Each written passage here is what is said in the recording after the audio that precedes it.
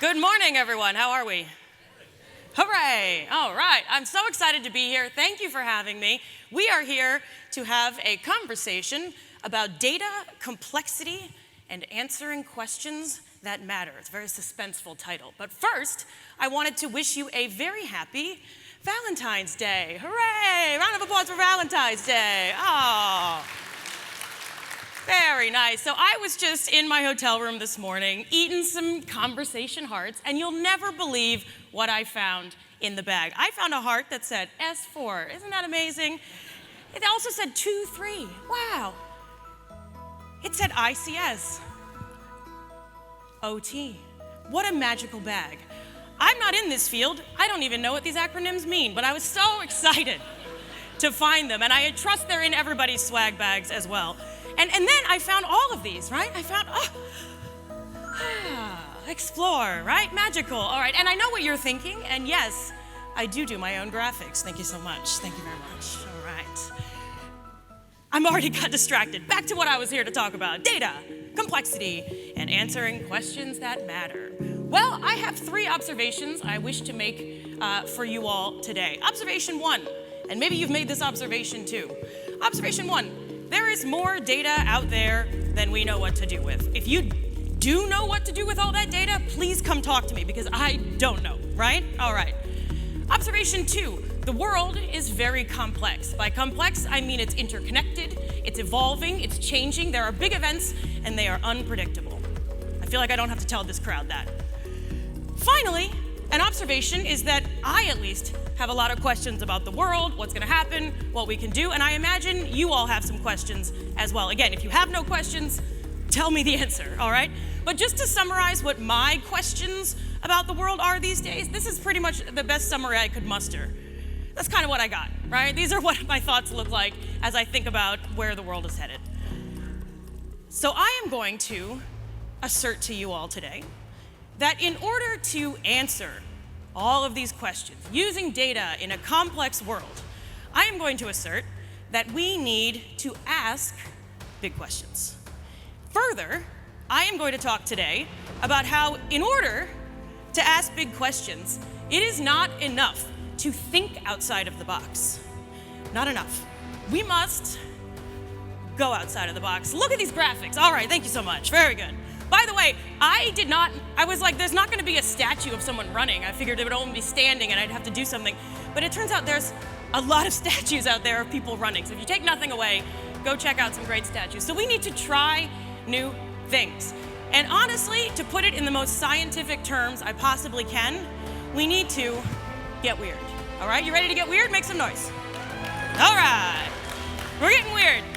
We're getting weird with more PowerPoint slides. So my name is Andrea Jones-Rooy. As they said at the introduction, I am a professor of data science, practitioner of data science. I love data science. I think about it all the time. I also am a stand-up comedian.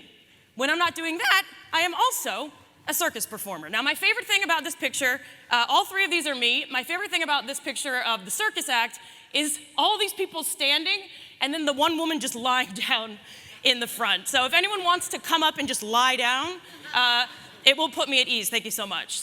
So when I talk to fancy, important, smart, sophisticated crowds like this one, I almost never mention these 2 things, right? Almost never. I put a little corner there because it's like I'm not going to lie to your face if you say, have you ever done stand-up? I'll be like, oh, yes. But I'm not going to say it, right? And I don't do it because I want to seem like a very serious person, data science, right? Every now and again, I'll have a certain crowd where I feel like I've talked to the organizers and I say, well, I could probably mention it in passing, right? Just as kind of like a fun fact thing. But I'm always very quick to say, but also I'm still very serious. I was so excited when Dale asked me to speak at this event because he said, yeah, data science, that's fine. But what we really want to hear about are these other 2 things and how they influence data science. And I'm going to also offer how data science influences these 2 things. I wouldn't say the best way to get into stand-up comedy is through data science, but if you are a data scientist, I promise you it will help. So we are going to talk today about how doing things in other fields that seem very unrelated can actually help in whichever one field it is that you're trying to improve in. So luckily for all of us, however, We are not gonna just talk about me. I could do that for many hours. Feel free to find me at the bar and I will tell you everything that's ever happened to me. But I'm gonna talk about the case for getting weird, for going outside the box in a number of different ways. First, I'm gonna talk about how it increases adaptability. And I'm gonna do that using logic. Thank you so much. Thank you.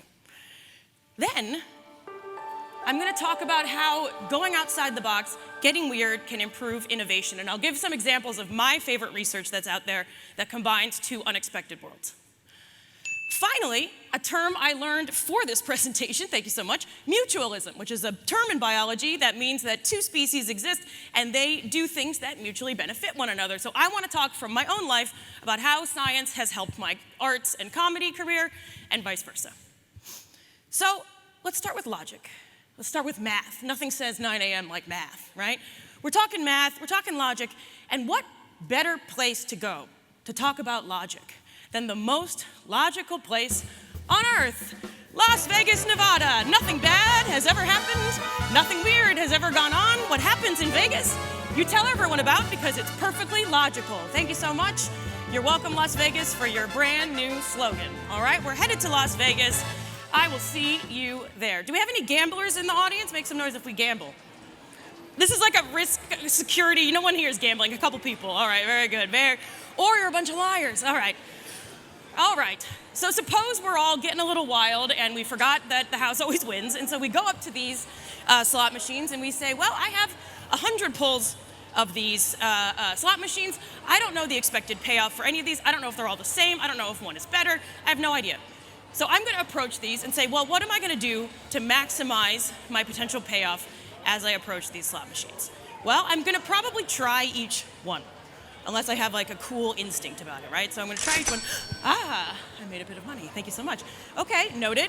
I'm gonna try again. Let's do one more round, one of each. Let's pull this next one. Uh-oh, all right, 2 in a row. For this one, for the rest of my set, I'm going to just pull the remaining 90-some times for this one.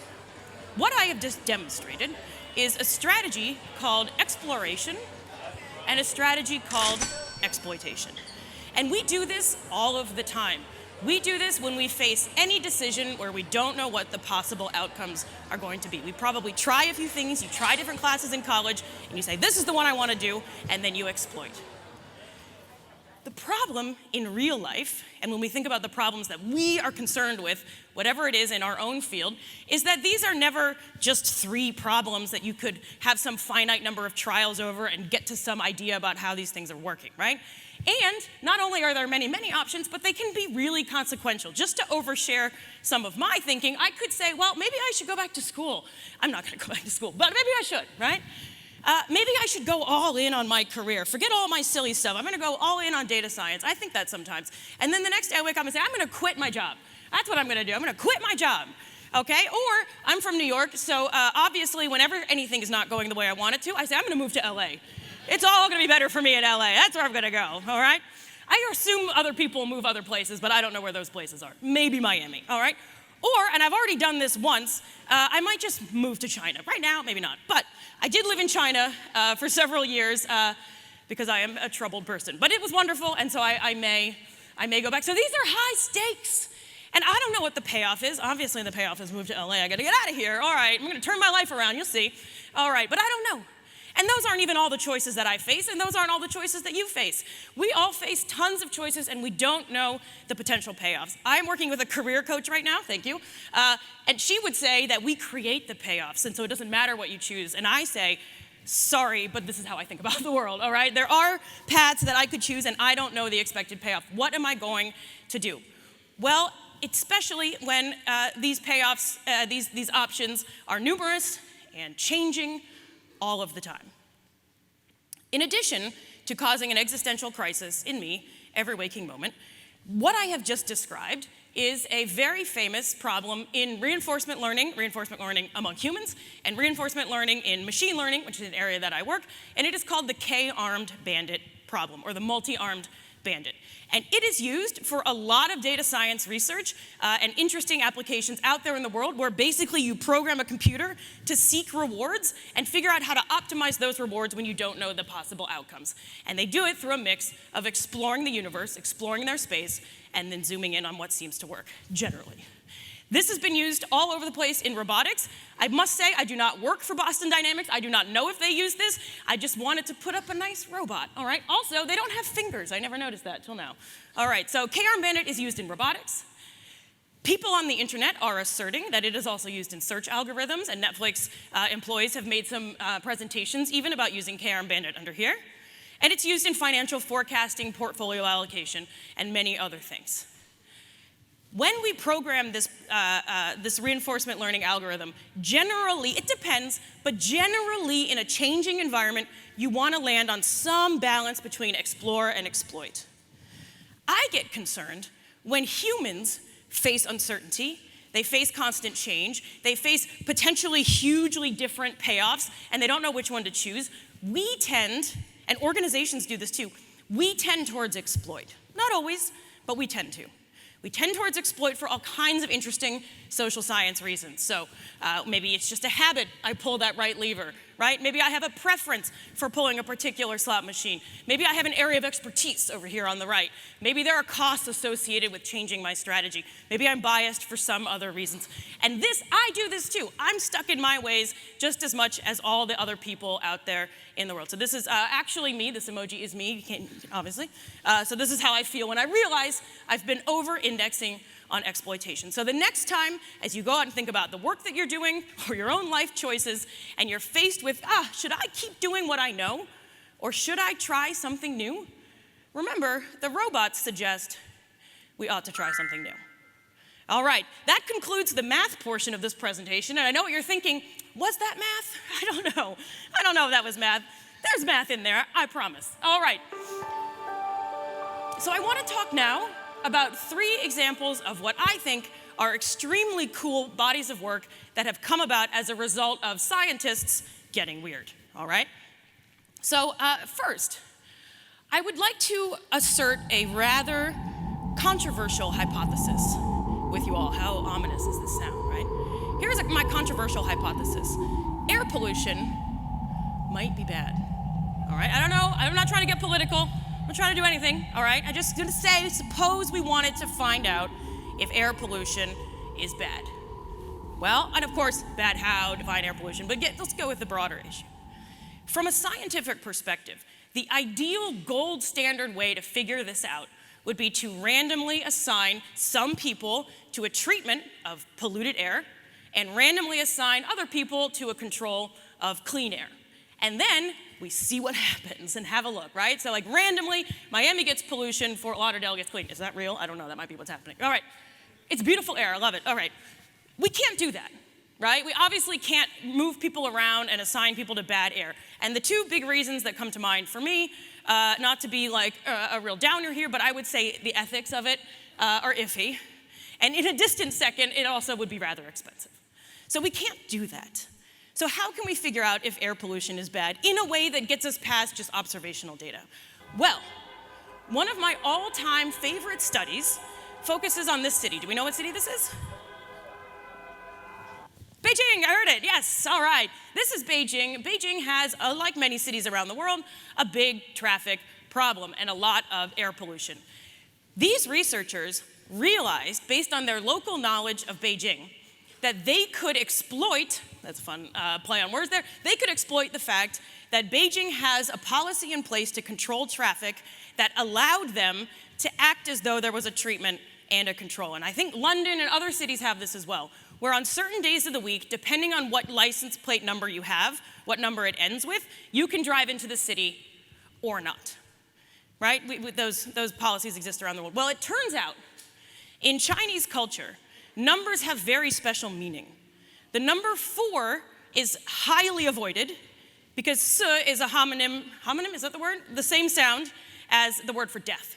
So people will go out of their way to not get the number 4 in their license plates. And number 8 is very auspicious. One of the main things I picked up by living in China for 3 years is now anytime I see a number 8, I'm like, here we go, this is gonna be good, right? And no one knows what I'm talking about, but 8 is very auspicious there. So that means on half of the week, you have much fewer cars going into the city if you have a 4 license plate, and way more if you have an 8 license plate. And so they were able to take advantage of this local knowledge and conduct a study that showed that indeed, on days when the 8s were going in versus days when the 4s were going in, there were a lot more trips to the hospital for respiratory problems at that time.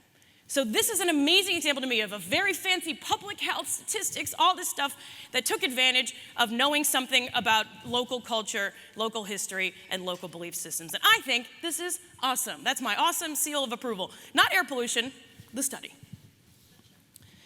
Does anyone know who this is? I'll be amazed and delighted if you do. All right, you're being modest. I think you all know who this is. You probably don't. This is Regina Barzilay. She is a computer scientist at MIT. She's a recent recipient of the MacArthur Genius Grant and all kinds of other awards. She was doing all kinds of amazing, high-level, cutting-edge data science, computer engineering type of work. And then about 10 years ago, she was diagnosed with breast cancer. She's fine now.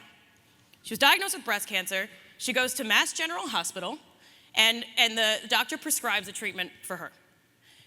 She asks a reasonable question, which is, all right, how effective has this treatment been for your patients in the past for those who've had the same type of cancer as me?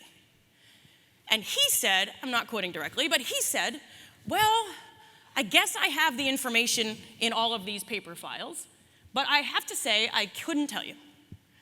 And she, like any of us, thought this was disappointing.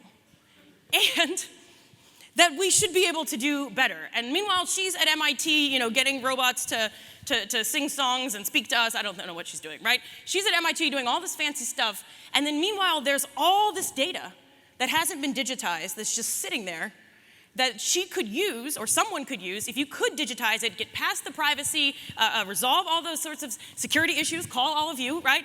And make sure that it is secure. Then you would have so much more data outside of just relying on clinical trials around the world for how different treatments and how their different outcomes turned out.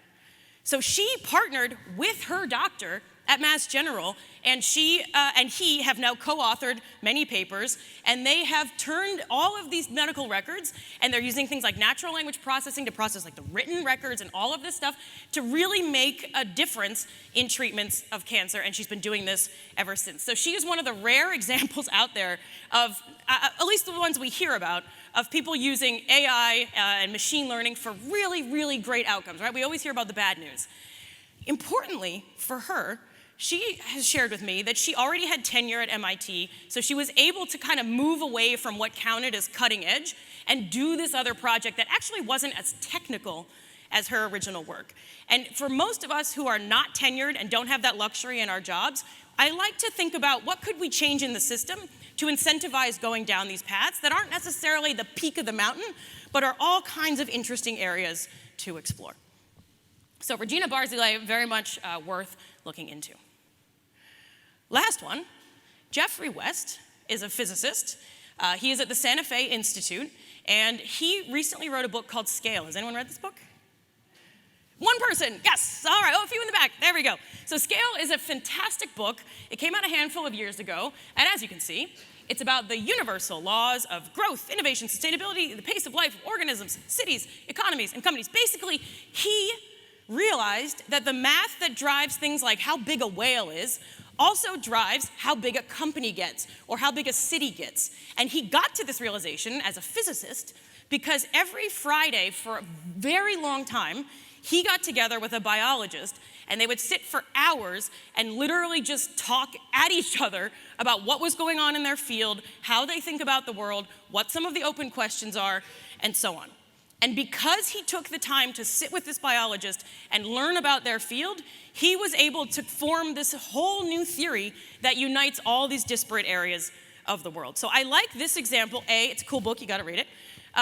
B, it's an example of even if you don't have it in you to say, I'm a physicist, I'm gonna now get a PhD in biology, think about who you know in your network, or literally go out on LinkedIn and look for people who you're not connected to, who study something unrelated to you. Don't be creepy when you reach out, but find a way to find these people. All right? You don't have to study the other thing, right? So in the first example, we saw local knowledge that maybe the researchers already had through their life experience applied to science. In the second example, it's kind of an upsetting one where Regina was forced into another field by virtue of having to take care of her health.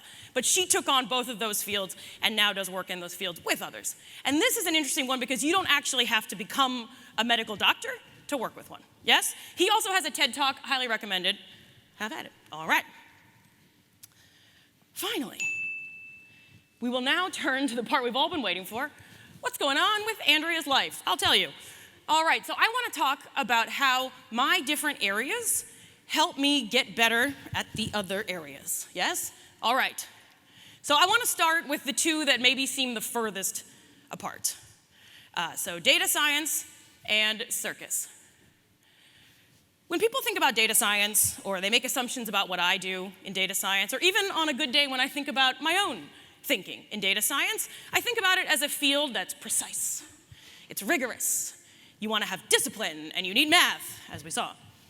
Whereas when I tell people I'm a circus performer, or I think about life as a circus performer, or people describe circus, they come up with words like this, right? It's about creativity. Maybe you have to be bold or brave to do some of the things that you do.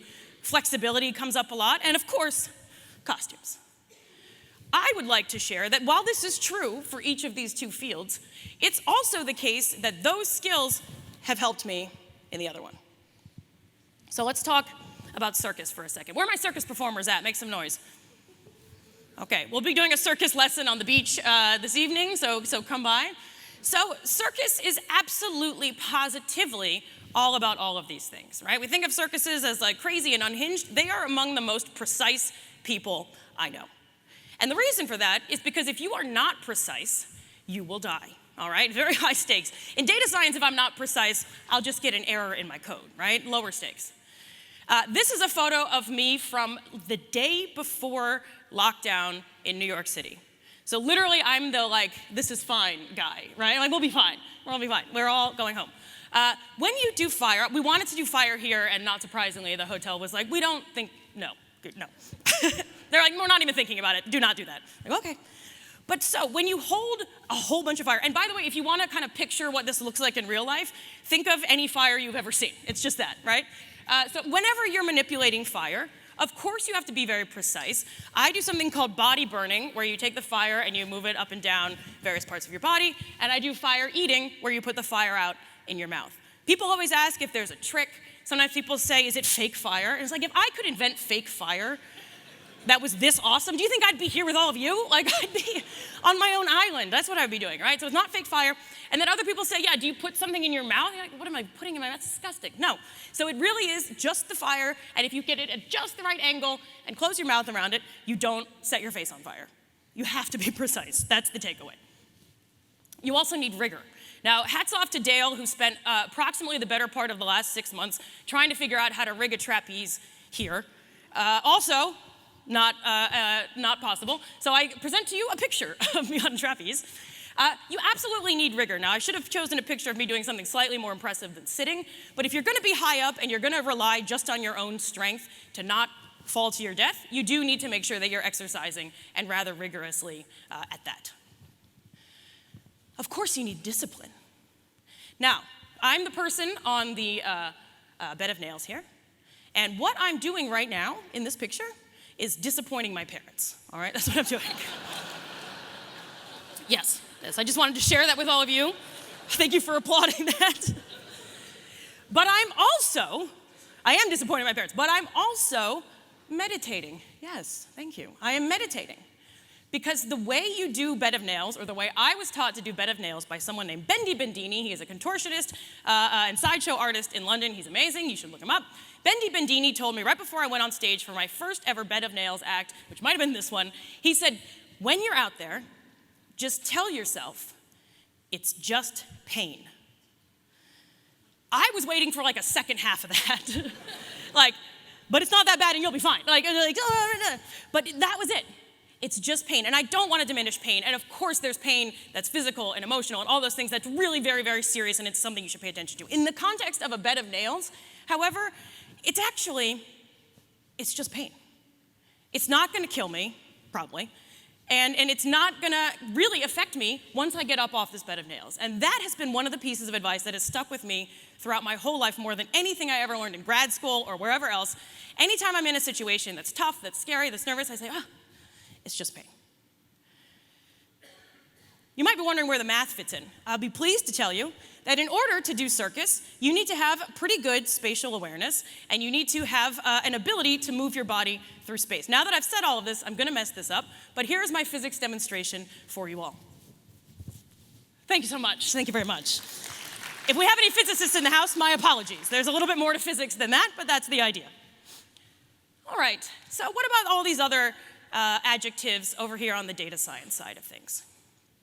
Well, of course we're going to need creativity in data science. We saw some examples of the importance of exploration, interdisciplinary work, and I'm not going to offer solutions to any of these problems because if I had them, I would have all the Nobel Prizes there ever were.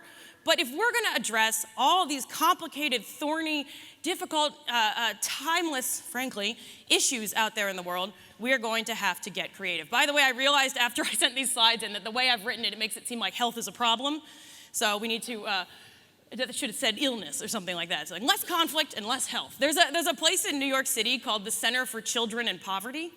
And that always just rubs me the wrong way because it's like, are we for children and poverty? Or are we against children and poverty? All right, no one, you all work there? What's happening here? All right. Center for Children and Poverty, I love it, I love it.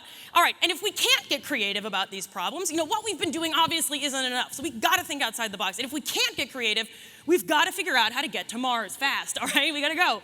We can't just leave it to a couple people, right? We got to all get involved. To do data science, we must also be bold. Look at this person in a field being bold. This is the top search result if you do a Google image search for happiness. How disappointing is that? I don't think I've ever been in a field like that in my life. Have I never been happy? What is this, right? One of the best ways, Dale talked about this in his opening keynote, and I couldn't agree more, measurement. Turning the world into data is the most overlooked yet important step in the data science process, I think. And I'm particularly interested in turning various abstract things like happiness, belonging, trust in government, trust in each other, justice, belief systems. I am so interested in turning all of those things into numbers. And one of the best ways to understand how far along we are at doing that is to do a Google image search for the thing that you are looking for. So there is good data out there on happiness, but we can always do a lot more. But until then, I cannot tell you how many women just floating around. We got to have a better understanding of happiness. It's a field again. It's like a sunset, they're in a dress, and then I realized that there's just like a lot of balloons. Like a lot of the makeup artist had a single balloon. I was like, you're on the right track. Like this, all I know about happiness is more balloons, all right? I've never held that many balloons in my own. There is a beach, we can all go and fill it with balloons and see if it makes us happy. I don't know, but it does raise important questions. These are the kinds of questions that matter that we need to be asking, all right? Are they necessary or sufficient? I have neither. Let's step it up. It's relentless. If I were somehow knew how to get a hold of these balloons, I would like run on with them now. But I don't have them. But everyone get balloons. That's my big headline for this. So, okay, we need to be bold so we can improve on this situation. All right. Of course, in science, we need to be flexible. And to talk about that, let's turn to none other than, shout it out, Carl Sagan. Looking very Mr. Rogers here, but I love it either way. Carl Sagan reminds us that modern science has been a voyage into the unknown with a lesson in humility waiting at every step. It's like Einstein saying that if we knew what we were doing, it wouldn't be research. Of course we have to be flexible. Science gets stuck when we get obsessed with our own theories, when we're unwilling to understand counter-arguments, when we're unwilling, as Adam Grant says, to rethink what we think we know. Science, this is the engine of science. Of course we need flexibility. Now you're probably wondering what I've got for you in the costumes department. This is a more controversial take. It hasn't taken off in my field of data science, I will say. But I would like to assert that data science, and really that STEM, I'm sure everything that you all are up to, would be vastly improved if we all wore costumes. And to support my claim, I will offer a costume demonstration now. This is going to be awkward and weird, and you're all going to be uncomfortable. But don't worry, you're not as uncomfortable as I am, all right? You know, like the dream, I was thinking about this morning when you're like, oh, I showed up at school without my clothes on. It's like, oh, I'm about to go do that. This is horrible. Here we go. You know, not wearing any clothes. It's like, I'll picture myself not wearing. All right, I gotta speed it up. All right, this is not like a strip thing. Don't make it weird. I realize it's actively the verb, but don't get too hung up on it. I gotta get like tearaway clothes is what I need. That would be cool. There we go. All right. The important thing is speed, all right? You want to make sure it's very fast and no one is just, you're not in a room with 1,000 people looking at you, are you, Andrea? Oh. 1,000 very serious people. My parents are disappointed again. All right. I thought that would be faster. Here we go.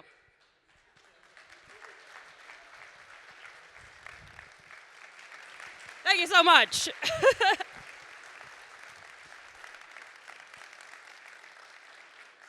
The cameras are useful for my hair. So had I done my entire presentation, I wasn't going to, and I'm not going to do it. Had I done my entire presentation in this costume, I think we all would have had more fun. Again, don't make it weird, but if we're trying to get more people into data science, this sort of thing might help. I'm just saying, all right? I'm just saying. All right. So costumes, maybe tomorrow everyone comes in costume, whatever you want, all right? There we go. So you might all be wondering at this stage, Andrea, not that part. You might all be wondering, is it an art and science? Yes, it is. But you also might be wondering, where does stand-up fit into all of this? Nothing that we've seen seems to have anything to do with any of the stand-up stuff that I've seen ever, right? Well, I will tell you, when I come to speak at conferences like this, especially one with such smart, important people doing smart, important things, and it's a field I don't know about, OT, ICS, I don't know what that means, right? I get very scared and very nervous. And then I'm still scared, I'm still nervous, but the reason I kind of got through it and showed up here today is because I remember that I do stand-up comedy in Greenwich Village in New York City, which on a Saturday night at 1 a.m. sounds like this, even somehow in the comedy room, all right? There's just parties going on, there's women screaming, and I'm trying to say, oh, what's the deal with the subway? And it's just an entire group of girls who are in the front row, and they're at a bachelorette party, and they do not know that they are at a comedy show, all right? And they're laughing, but they're not laughing at me, they're not laughing with me, they're laughing at stuff on their phone that they're passing around and talking to each other. So if I can perform at 1 a.m. for a bachelorette party from Tucson, I can show up today, all right? That's...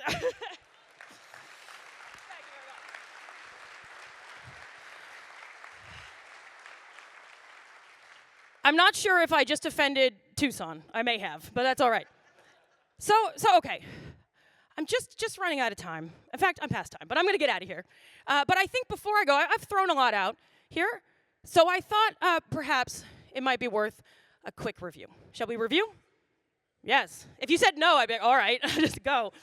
See you on the beach with the balloons. All right, let's review.